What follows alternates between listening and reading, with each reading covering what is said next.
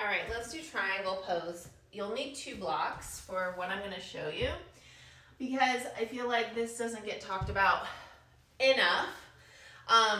So for triangle, let's start where both feet are facing long edge of the mat.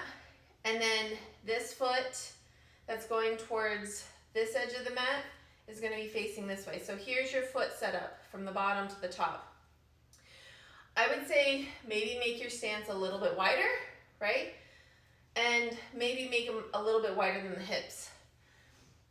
Typically in a triangle posture, what you're going to want to do is, what I like to say is sass the hips. So sass it, like turn the hips so that this hip is immediately kind of facing this way, right? So it's like sass.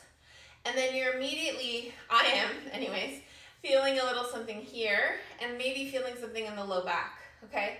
And then the teacher might say, reach this hand forward, reach, reach, reach. And when you stop, you let the hand come down. So if you're reaching, depending on wherever your range of motion is, when you stop, your hand comes down. This is where maybe your hand comes. Look at my block setup. I've got 2 blocks. This is where 2 blocks would hit. So if I were to bring blocks and set them up where my hand would go, I could potentially push into the blocks to help open up my chest a little bit more. My other hand can come to my hip.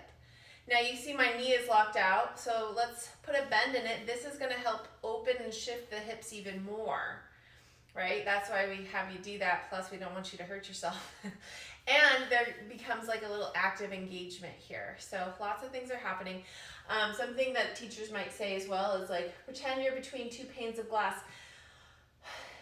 It's a really old and outdated version of doing it. It just means that they don't want you like this. They don't want you like this. See how my shoulder is coming down and this hip is coming forward?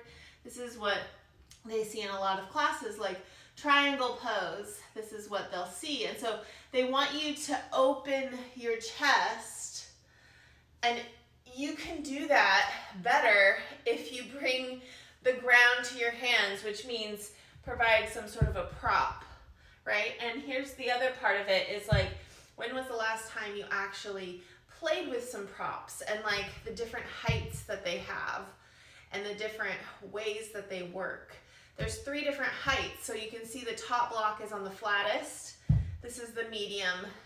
And then this is the tallest setting. So you have lots of different ways you can